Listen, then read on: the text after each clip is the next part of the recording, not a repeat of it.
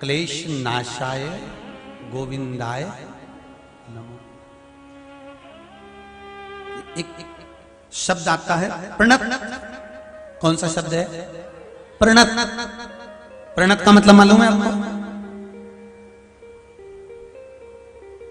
प्रणत एक शब्द आता है। प्रणत क्लेश नाशाय गोविंदाय। प्रणत एक शब्द आता है। प्रणत का मतलब क्या होता है उसको समझना बहुत सरल भाषा में।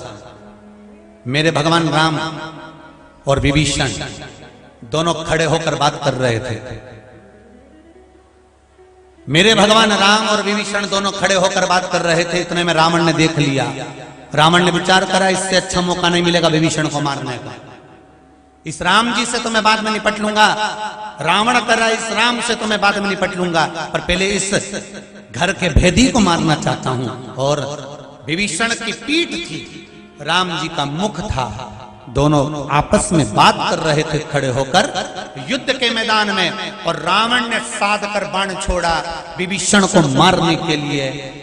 बाण विभीषण के पास तक पहुंच ही था, इतने में बाण कटकर नीचे गिर गए।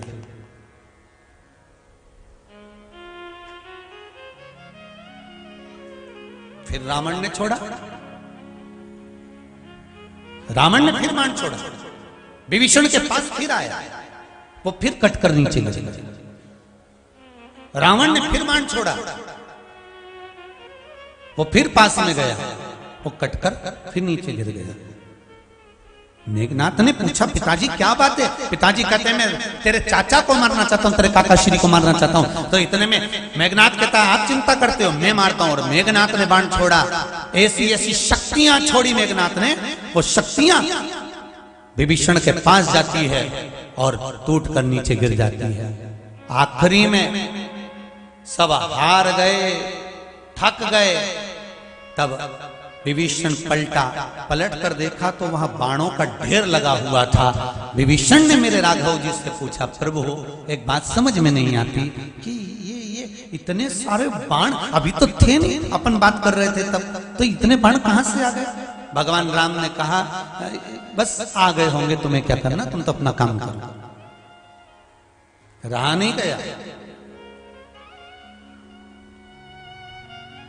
विभीषण से रहा नहीं गया और विभीषण सीधे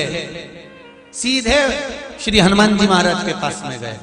और विभीषण ने हनुमान जी महाराज से कहा अरे हनुमान जी जरा इधर आओ।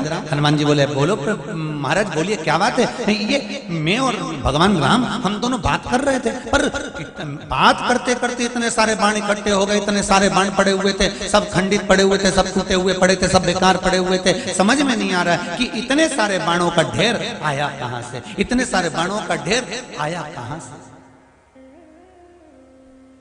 कहां से प्राप्त हुआ? आखिर इतने बाण आए कहां से? हनुमान जी महाराज ने कहा अरे विभीषण महाराज आपको मालूम नहीं है रावण मेघनाथ पूरी सेना आपको मारने का प्रयास करती रही, आपका बाल बांका नहीं हुआ। विभीषण ने पूछा मुझे मार रहे थे? हाँ, बाल बांका नहीं हुआ। क्यों?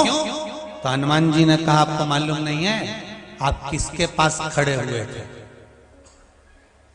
आप किसके पास खड़े हुए थे?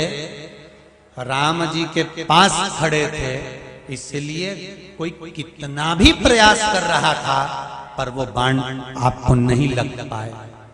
प्रणत शब्द यही है।